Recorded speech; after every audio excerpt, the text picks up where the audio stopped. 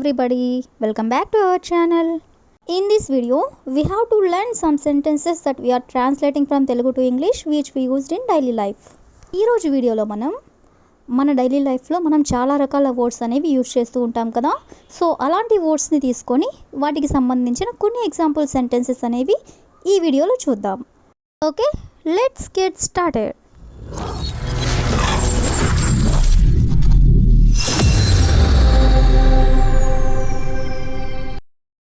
Before going to the topic, if you like this video, please you can share this to your friends and family members, and also don't forget to subscribe my channel.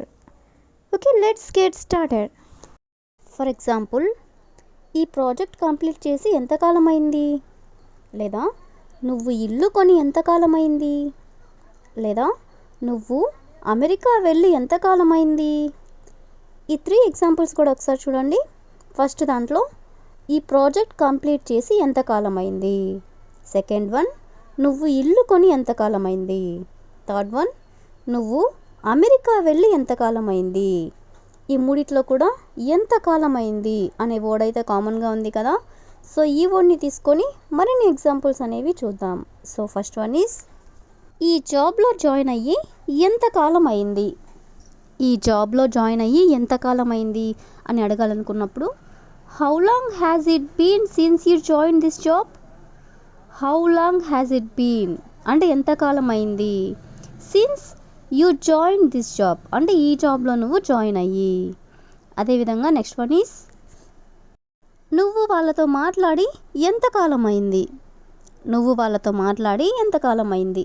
దీని ఇంగ్లీష్లో How long has it been since you talked to them? How long has it been అంటే ఎంతకాలం అయింది. Since you talk to them అంటే నువ్వు వాళ్ళతో మాట్లాడి.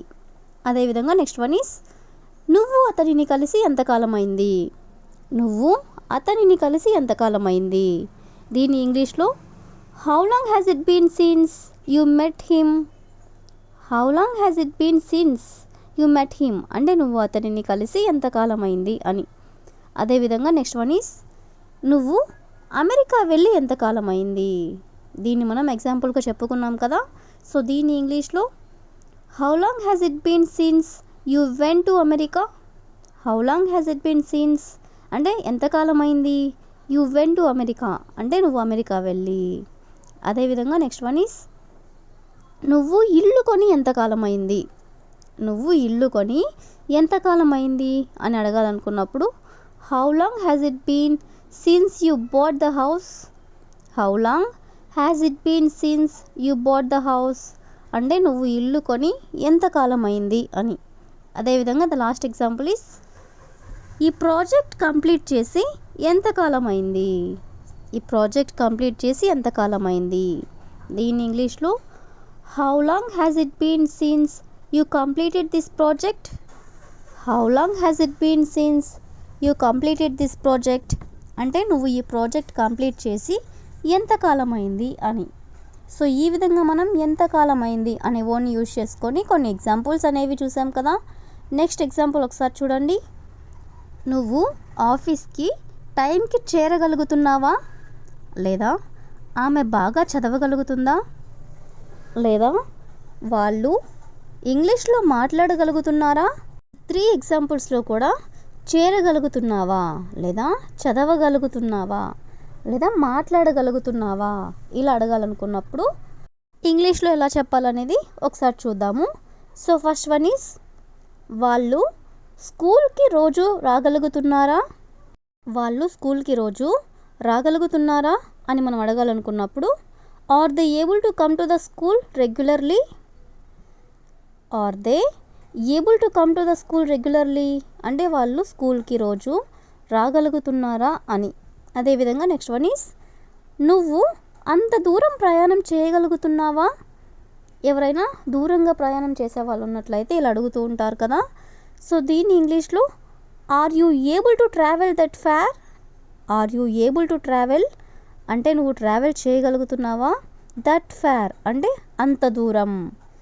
అంత దూరం అనేదాన్ని దట్ ఫార్ అంటాం. అదేవిధంగా నెక్స్ట్ వన్ ఈస్, అతను బాగా బోధించగలుగుతున్నాడా.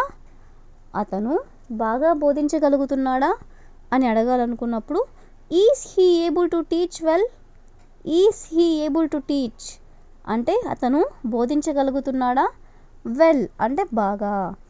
అదేవిధంగా నెక్స్ట్ వన్ ఈజ్ ఆమె తన పని చేసుకోగలుగుతుందా, ఆమె తన పని చేసుకోగలుగుతుందా అని అడగాలనుకున్నప్పుడు is she able to do her work, is she able to do her work అంటే ఆమె పని తను చేసుకోగలుగుతుందా అని.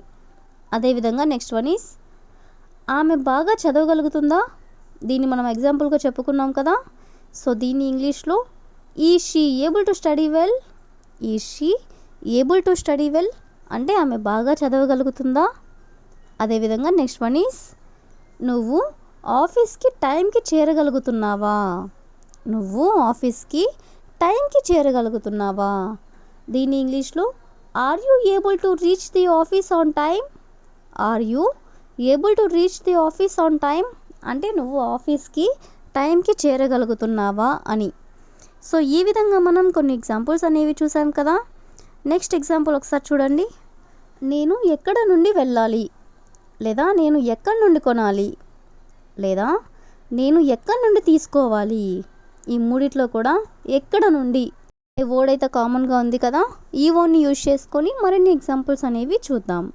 సో ఫస్ట్ వన్ ఈజ్ నేను ఎక్కడ నుండి ఇవ్వాలి, నేను ఎక్కడి నుండి ఇవ్వాలి అని చెప్పాలనుకున్నప్పుడు where should I give from, where should I give from అంటే నేను ఎక్కడ నుండి ఇవ్వాలి అని.